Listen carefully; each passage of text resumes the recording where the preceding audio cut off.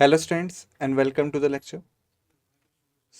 So students, as you can see that basically in this lecture we are going to start with the static awareness practice question part 7 यानी कि स्थैतिक जागरूकता अभ्यास प्रश्नों के भाग 7 को।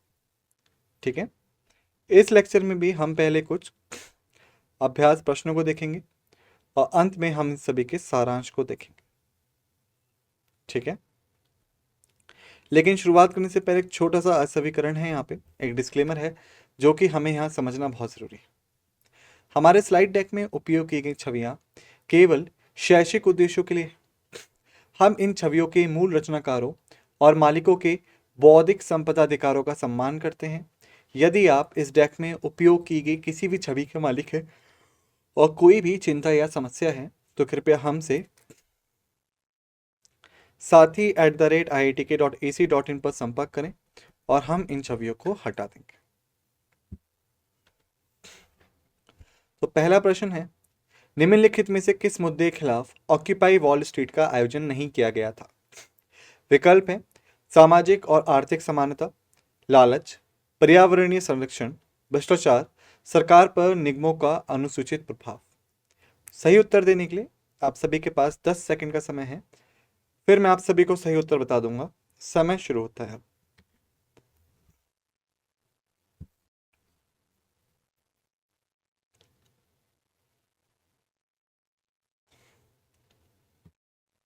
समय समाप्त। सही उत्तर है सी, पर्यावरणीय शरण।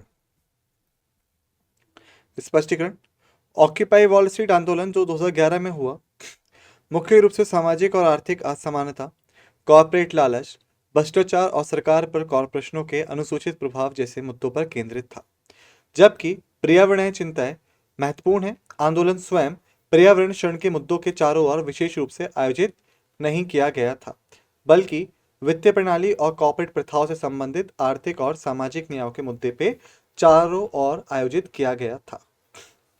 ठीक है,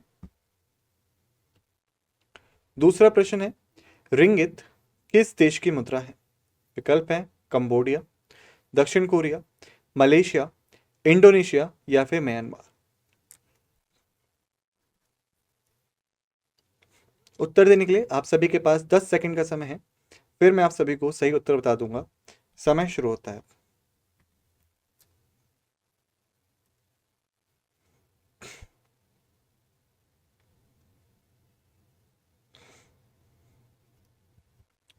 समय समाप्त। सही उत्तर है सी, मलेशिया। स्पष्टीकरण, रिंगित मलेशिया की आधिकारिक मुद्रा है। देश के भीतर वित्तीय लेन देन और व्यापार में आमतौर पर ही उपयोग की जाती है। तीसरा प्रश्न है, महिलाओं के खिलाफ हिंसा के उन्मूलन के लिए अंतर्राष्ट्रीय दिवस मनाया जाता है।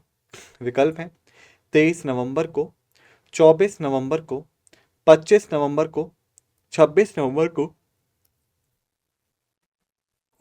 या इनमें से कोई नहीं। सही उत्तर देने के लिए आप सभी के पास 10 सेकंड का समय है, फिर मैं आप सभी को सही उत्तर बता दूंगा। समय शुरू होता है अब।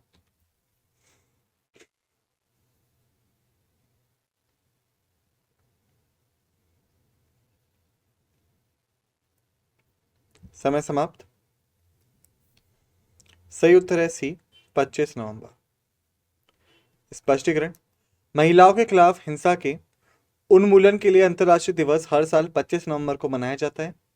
इस दिन का उद्देश्य महिलाओं और लड़कियों के खिलाफ हिंसा के बारे में जागरूकता बढ़ाना और ऐसी हिंसा को वैश्विक स्तर पर समाप्त करने के प्रयासों को बढ़ावा देना है।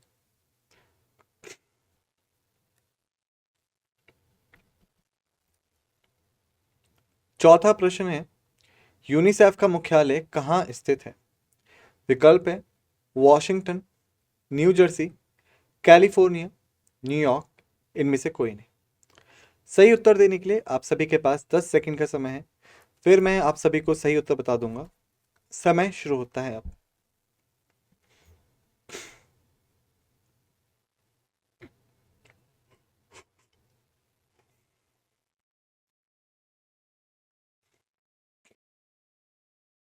समय समाप्त। सही उत्तर है डी, न्यूयॉर्क। स्पष्टीकरण। यूनिसेफ यानी कि संयुक्त राष्ट्र अंतर्राष्ट्रीय बाल आपातकालीन कोष का मुख्यालय न्यूयॉर्क शहर में स्थित है। यूनिसेफ वैश्विक स्तर पर बच्चों के अधिकारों की वकालत और जरूरतमंद बच्चों को मानवीय सहायता प्रदान करने के लिए काम करता है। पांचवा प्रश्न है, सरदार पटेल का जन्मदिन मनाया जाता है। विकल्प है राष्ट्रीय एकता दिवस के तौर पे, राष्ट्रीय शिक्षा दिवस के तौर पे, राष्ट्रीय शिक्षक दिवस पे, या फिर इनमें से कोई नहीं। उत्तर देने के लिए आप सभी के पास 10 सेकंड का समय है। फिर मैं आप सभी को सही उत्तर बता दूंगा। समय शुरू होता है अब।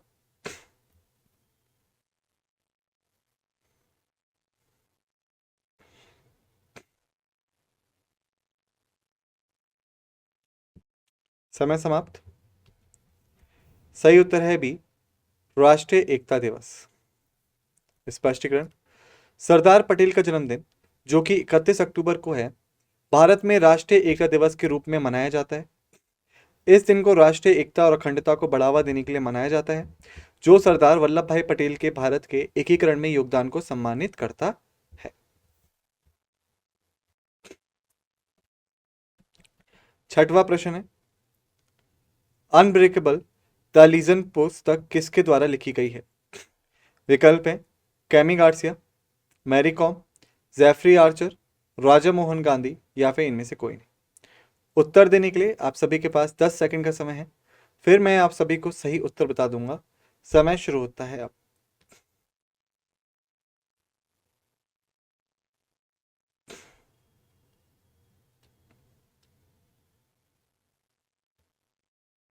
समय समाप्त।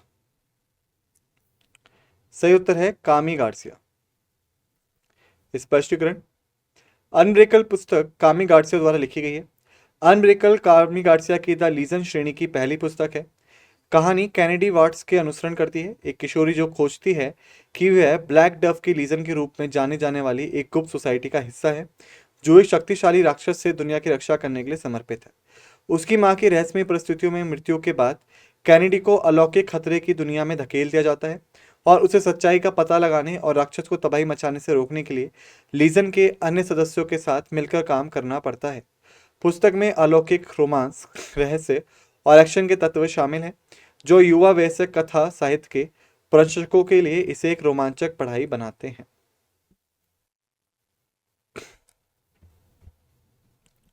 सातवां प्रश्न है, नौरोरा परमाणु ऊर्जा संयंत्र उत्तर प्रदेश के किस जिले में स्थित है। विकल्प है बुलंदशहर, बाराबंकी, सहारनपुर, चंदौली, या फिर इनमें से कोई नहीं।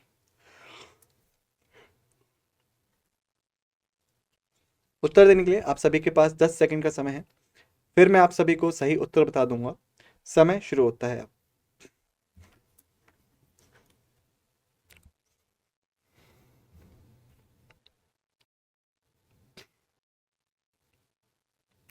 समय समाप्त। सही उत्तर है ए, बुलंदशहर। स्पष्टीकरण। नौरोरा परमाणु ऊर्जा संयंत्र, जिसे आधिकारिक रूप से नौरोरा परमाणु ऊर्जा स्टेशन के नाम से जाना जाता है, उत्तर प्रदेश के बुलंदशहर जिले के नौरोरा गांव में स्थित है। इस सुविधा का संचालन nuclear power corporation of India limited द्वारा किया जाता है और इसमें 2 प्रेशराइज हैवी वाटर रिएक्टर शामिल हैं। यह पावर स्टेशन भारत में बिजली आपूर्ति में महत्वपूर्ण भूमिका निभाता है।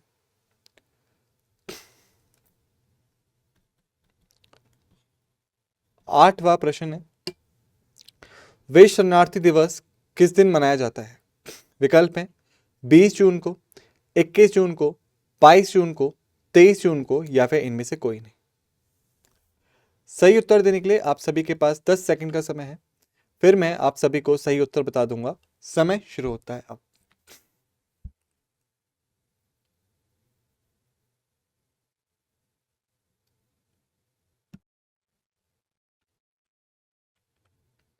समय समाप्त। सही उत्तर है ए, 20 जून। स्पष्टीकरण। विश्व शरणार्थी दिवस हर साल 20 जून को मनाया जाता है। यह दिन दुनिया भर में शरणार्थियों की दुर्दशा के बारे में जागरूकता बढ़ाने और प्रतिकूल परिस्थितियों का सामना करने में उनके साहस और दृढ़ता का सम्मान करने के लिए समर्पित है। यह शरणार्थियों को समर्थन और सुरक्षा प्रदान करने के महत्व को भी उजागर करता है।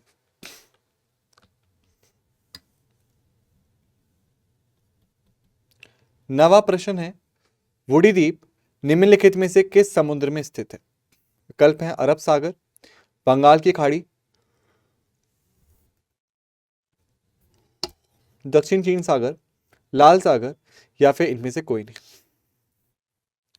सही उत्तर देने के लिए आप सभी के पास 10 सेकंड का समय है, फिर मैं आप सभी को सही उत्तर बता दूंगा। समय शुरू होता है अब।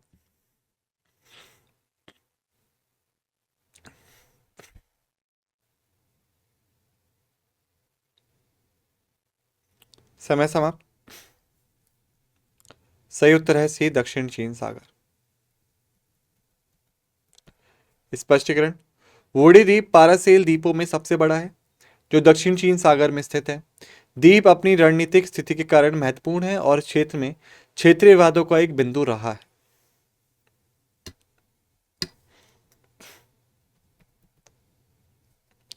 क्वेश्चन नंबर 10, गुवाहाटी निम्नलिखित में से किस नदी के किनारे स्थित है? विकल्प है सोन, हुगली, ब्रह्मपुत्र, तिस्ता, या फिर इनमें से कोई नहीं। सही उत्तर देने के लिए आप सभी के पास 10 सेकंड का समय है, फिर मैं आप सभी को सही उत्तर बता दूंगा। समय शुरू होता है अब।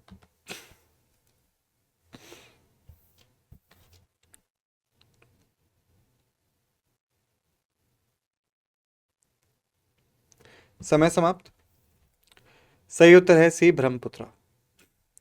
स्पष्टीकरण, गुवाहाटी असम भारत में ब्रह्मपुत्र नदी के किनारे स्थित है। यह शहर भारत के पूर्वोत्तर क्षेत्र में एक महत्वपूर्ण सांस्कृतिक और आर्थिक केंद्र है और अन्य पूर्वोत्तर राज्यों के लिए एक प्रवेश द्वार के रूप में भी कार्य करता है। ब्रह्मपुत्र नदी गुवाहाटी की भूगोल और अर्थव्यवस्था में महत्वपूर्ण भूमिका निभाती है।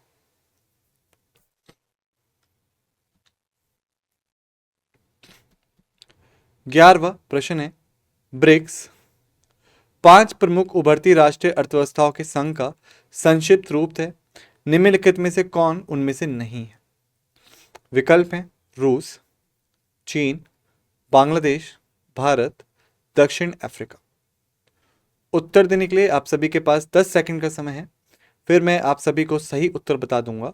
तो समय शुरू होता है अब।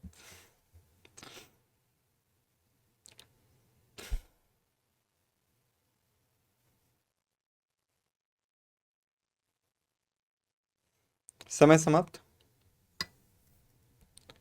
सही उत्तर है सी, बांग्लादेश। स्पष्टीकरण, ब्रिक्स 5 प्रमुख उभरती राष्ट्रीय अर्थव्यवस्थाओं के संघ का संक्षिप्त रूप है, यानी ब्राजील, रूस, भारत, चीन और दक्षिण अफ्रीका। बांग्लादेश इस समूह का सदस्य नहीं है। ब्रिक्स का उद्देश्य वैश्विक अर्थव्यवस्था में शांति, सुरक्षा और विकास को बढ़ावा देना है।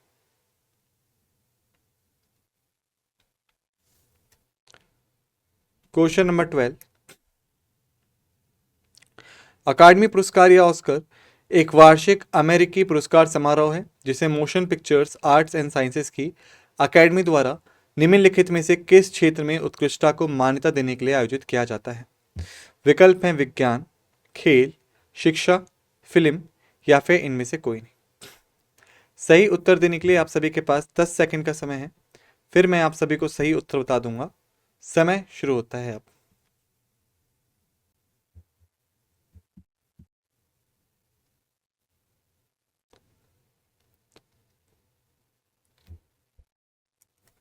समय समाप्त। सही उत्तर है डी, फिल्म।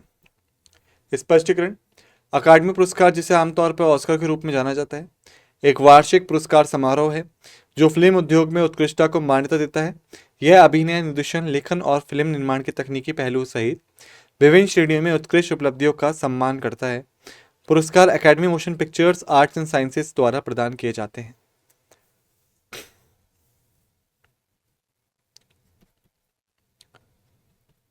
13वां प्रश्न है, त्योहार शहाबत इंडिया निम्नलिखित में से किस देश में मनाया जाता है?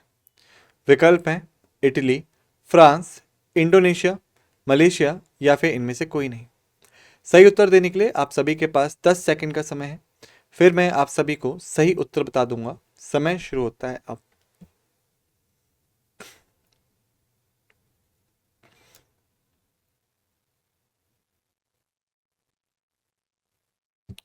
समय समाप्त। सही उत्तर है सी, इंडोनेशिया। स्पष्टीकरण, त्योहार सहाबत इंडिया इंडोनेशिया में मनाया जाता है ताकि सांस्कृतिक संबंधों को बढ़ावा दिया सके और भारत और इंडोनेशिया के बीच संबंधों को मजबूत किया जा सके। यह कार्यक्रम भारत की समृद्ध सांस्कृतिक विरासत और परंपराओं को प्रदर्शित करता है, जो दोनों देशों के बीच सद्भावना और मित्रता को बढ़ावा देती है।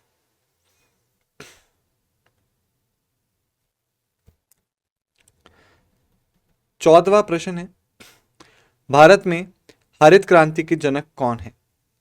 विकल्प हैं Lal Bahadur Shastri, APJ Abdul Kalam, Varghese Kurien, M S Swaminathan या फिर इनमें से कोई नहीं। सही उत्तर देने के लिए आप सभी के पास 10 सेकंड का समय है। फिर मैं आप सभी को सही उत्तर बता दूंगा। समय शुरू होता है अब।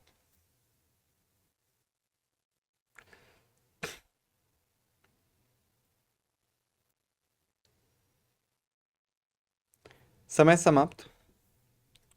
सही उत्तर है डी, एम एस स्वामीनाथन। स्पष्टीकरण, एम एस स्वामीनाथन को अक्सर भारत में हरित क्रांति के जनक के रूप में जाना जाता है क्योंकि उन्होंने कृषि विज्ञान में महत्वपूर्ण योगदान दिया और गेहूं और चावल की उच्च उपज वाली किस्मों को पेश किया। उनके कार्य ने 1960 और 1970 के दशक में भारत में खाद्य उत्पादन को बढ़ाने में मदद की, जिससे देश खाद्यान्न में आत्मनिर्भर हो गया और भूख को कम किया। 15वां प्रश्न है, भारत रत्न देश का सर्वोच्च नागरिक पुरस्कार है। यह पुरस्कार भारत के पूर्व राष्ट्रपति राजेंद्र प्रसाद द्वारा 2 जनवरी 1954 को शुरू किया गया था। किसी विशेष वर्ष में वार्षिक पुरस्कारों की संख्या अधिकतम डैश तक ही सीमित है। विकल्प हैं 2, 4, 10, 3 या फिर इनमें से कोई नहीं। सही उत्तर देने के लिए आप सभी के पास 10 सेकंड का समय है। फिर मैं आप सभी को सही उत्तर बता दूंगा। समय शुरू होता है अब।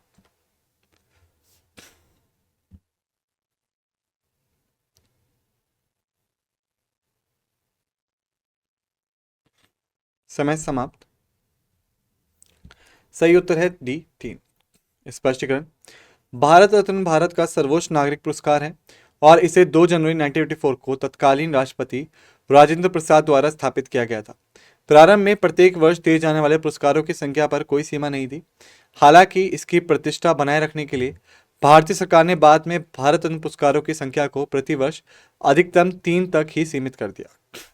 यह सीमा सुनिश्चित करती है कि पुरस्कार महत्वपूर्ण बने रहें और राष्ट्र के लिए वास्तव में असाधारण योगदान के लिए ही आरक्षित हो।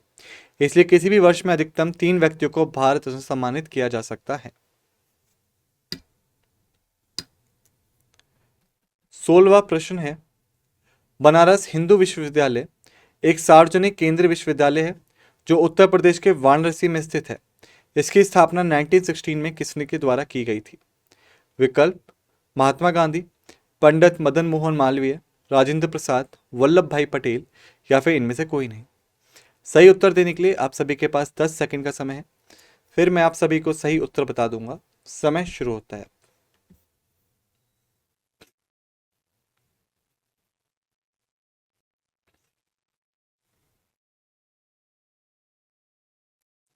समय समाप्त। सही उत्तर है बी, पंडित मदन मोहन मालवीय। स्पष्टीकरण, बनारस हिंदू विश्वविद्यालय की स्थापना 1916 में पंडित मदन मोहन मालवीय, जो कि एक प्रमुख राष्ट्रवादी नेता और शिक्षाविद द्वारा की गई थी। उन्होंने विश्वविद्यालय को भारत में शिक्षा और अनुसंधान को बढ़ावा देने के साधन के रूप में देखा, विशेष रूप से कला, विज्ञान और प्रौद्योगिकी के क्षेत्र में। बीएचयू एशिया के सबसे बड़े आवासीय विश्वविद्यालयों में से एक है और विभिन्न विषयों में शिक्षा और अनुसंधान में महत्वपूर्ण योगदान दिया है। पंडित मालवीय के प्रयास विश्वविद्यालय की स्थापना और विकास में महत्वपूर्ण थे, जो आज भी भारत में एक प्रतिष्ठित संस्थान बना हुआ है। 17वां प्रश्न है, करगम एक सबसे लोकप्रिय लोक नृत्य है जो संगीत के साथ होता है। ग्रामीण इस नृत्य को अपनी प्रथा के हिस्से के रूप में वर्षा देवी, मारी अम्मन और नदी देवी गंगई अम्मन की प्रशंसा में करते हैं। इस नृत्य में सिर पर पानी के बर्तन को संतुलित करना खूबसूरती से किया जाता है। करगम भारत के किस राज्य का लोक नृत्य है? विकल्प है राजस्थान, तमिलनाडु, केरल, महाराष्ट्र या फिर इनमें से कोई नहीं। सही उत्तर देने के लिए आप सभी के पास 10 सेकंड का समय है। फिर मैं आप सभी को सही उत्तर बता दूंगा। समय शुरू होता है अब।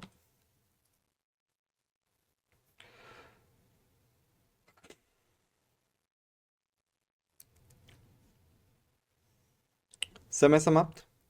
सही उत्तर है बी, तमिलनाडु। स्पष्टीकरण।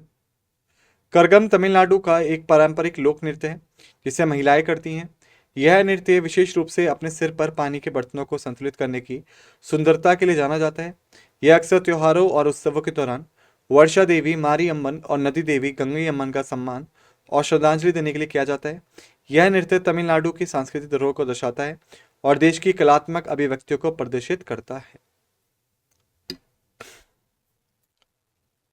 18वां प्रश्न है, यूरोपीय आणविक जीव विज्ञान संगठन का मुख्यालय किस शहर में स्थित है? विकल्प हैं जिनेवा में, बर्लिन में, पेरिस में, हिडलबर्ग में या फिर इनमें से कोई नहीं। सही उत्तर देने के लिए आप सभी के पास 10 सेकंड का समय है। फिर मैं आप सभी को सही उत्तर बता दूंगा। समय शुरू होता है अब।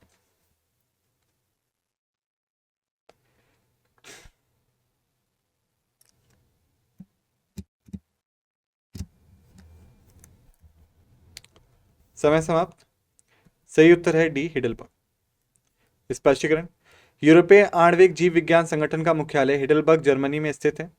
एम्बो एक संगठन है जो आणविक जीव विज्ञान में अनुसंधान को बढ़ावा देता है और वैज्ञानिक को विभिन्न कार्यक्रमों, फेलोशिप और पहलों के माध्यम से समर्थन प्रदान करता है जिसका उद्देश्य आणविक जीवन विज्ञान के क्षेत्र को आगे बढ़ाना है। हिडलबर्ग जीव विज्ञान और संबंधित क्षेत्रों में अनुसंधान और शिक्षा पर अपने मजबूत जोर के लिए जाना जाता है।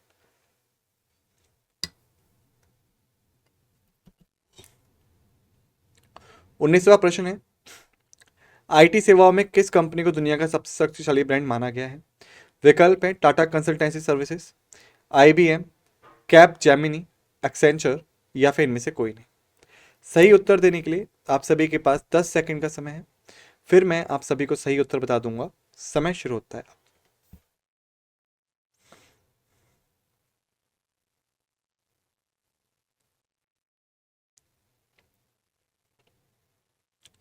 समय समाप्त। सही उत्तर है ए, टाटा कंसल्टेंसी सर्विसेज। स्पष्टीकरण।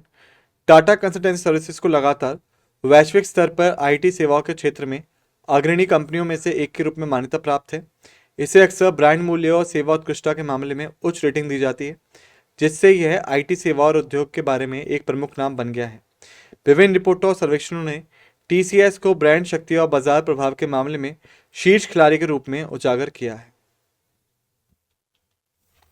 20वां प्रश्न है, केन्या पूर्वी अफ्रीका में एक देश है जिसकी तटरेखा हिंद महासागर पे है। केन्या की एक मुद्रा क्या है? विकल्प है रैंड, टका, रूबल, शिलिंग या फिर इनमें से कोई नहीं। सही उत्तर है, सही उत्तर देने के लिए आपको पास 10 सेकंड का समय है। फिर मैं आप सभी को सही उत्तर बता दूंगा। समय शुरू होता है अब।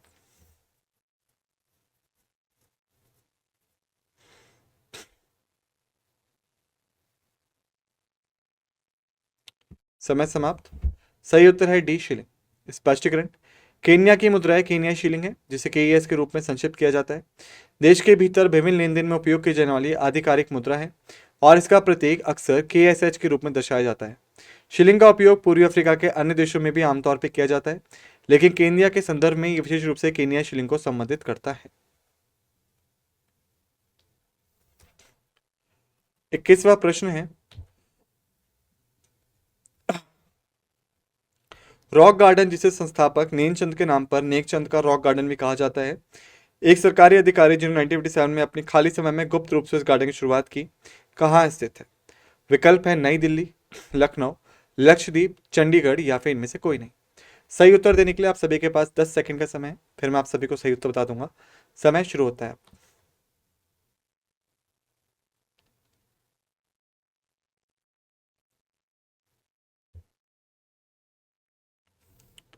समय समाप्त। सही उत्तर डी, चंडीगढ़। स्पष्टीकरण। रॉक गार्डन जिसे नेकचंद का रॉक गार्डन भी कहा जाता है, चंडीगढ़ भारत में स्थित है। इसे नेकचंद सैनी ने 1987 में बनाया था और यह कबाड़ सामग्री, चट्टानों और औद्योगिक कचरे से बने अद्वितीय मूर्तियों के लिए प्रसिद्ध है। यह बगीचा एक प्रमुख पर्यटक आकर्षण बन गया है और कला और लैंडस्केपिंग में पुनर्नवीनीकरण सामग्री के नवाचारी उपयोग को दर्शाता है।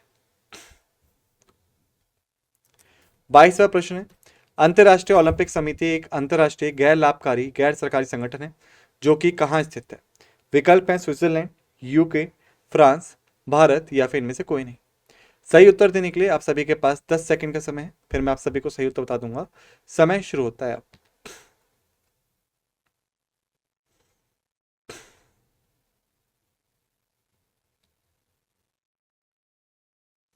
समय समाप्त। सही उत्तर है ए स्विट्जरलैंड। स्पष्टीकरण। अंतर्राष्ट्रीय ओलंपिक समिति लॉजेन स्विट्जरलैंड में स्थित है।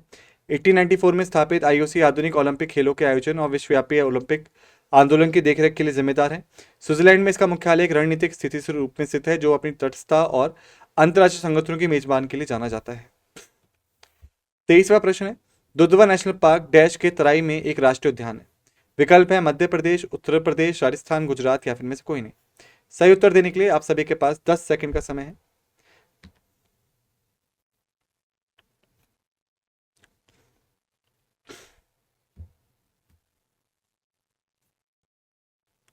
समय समाप्त। सही उत्तर है बी उत्तर प्रदेश। स्पष्टीकरण। दुधवा नेशनल पार्क उत्तर प्रदेश के तराई क्षेत्र में भारत नेपाल सीमा के पास स्थित है। दुधवा टाइगर रिजर्व का हिस्सा है और अपनी विविध वनस्पतियों और जीवों के लिए जाना जाता है, जिसमें बाघ, दलदल, हिरण और गेंडे जैसी विभिन्न प्रजातियां शामिल हैं।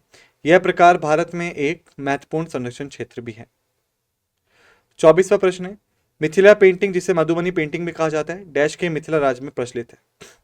विकल्प है झारखंड, पश्चिम बंगाल, असम, बिहार या फिर में से कोई नहीं। सही उत्तर देने के लिए आप सभी के पास 10 सेकंड का समय है, फिर मैं आप सभी को सही उत्तर बता दूंगा। समय शुरू होता है अब।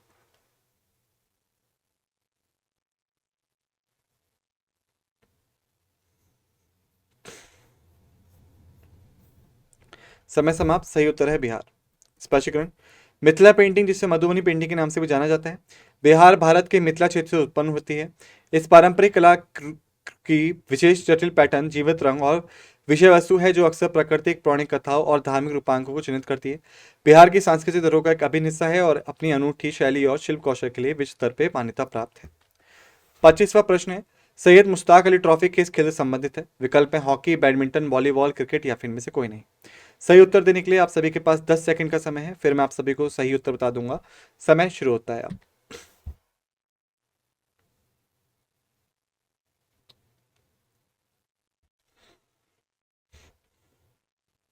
समय समाप्त। सही उत्तर है क्रिकेट। स्पष्टीकरण। सैयद मुश्ताक अली ट्रॉफी भारत में एक घरेलू टी20 क्रिकेट चैंपियनशिप है। इसका नाम पूर्व भारत के क्रिकेटर सैयद मुश्ताक अली के नाम पर रखा गया है, जो 1930 और 1940 के दशक में भारत के लिए खेला था। इस टूर्नामेंट में राज्य की टीमें भाग लेती हैं और ये भारतीय क्रिकेट कंट्रोल बोर्ड की घरेलू क्रिकेट संरचना का हिस्सा है। सारांश की अगर हम बात करें, हमने देखा ऑक्यूपाई वॉल स्ट्रीट के मुद्दे, मुद्रा रिंगित, महिलाओं के खिलाफ हिंसा के उन्मूलन के लिए अंतर्राष्ट्रीय दिवस, यूनिसेफ मुख्यालय, सरदार पटेल का जन्मदिन समारोह। फिर हम देखा पुस्तक अनब्रेकेबल द लीजन के राइटर, नरोरा प्रमाण ऊर्जा संयंत्र स्थान, विश्व शरणार्थी दिवस, वोडी द्वीप स्थान, गुवाहाटी नदी तट। फिर हम देखा ब्रिक्स सदस्य, अकादमी पुरस्कार, सहाबत इंडिया महोत्सव स्थान, भारत में हरित क्रांति के जनक, भारत रत्न वार्षिक पुरस्कार सीमा। फिर हमने देखा बनारस हिंदू विश्वविद्यालय के संस्थापक, करगम लोक नृत्य, इम्बोबो मुख्यालय का स्थान, दुनिया का सबसे बड़ी आईटी सेवाओं का ब्रांड, केन्या की मुद्रा, रॉक गार्डन स्थान, आईओसी मुख्यालय, दुधवा नेशनल पाकिस्तान, मिथिला पेंटिंग उत्पत्ति, सैयद मुश्ताक अली ट्रॉफी। इसी के साथ हमने कर लिया है इस लेक्चर को समाप्त। इसी के साथ आप सभी का धन्यवाद।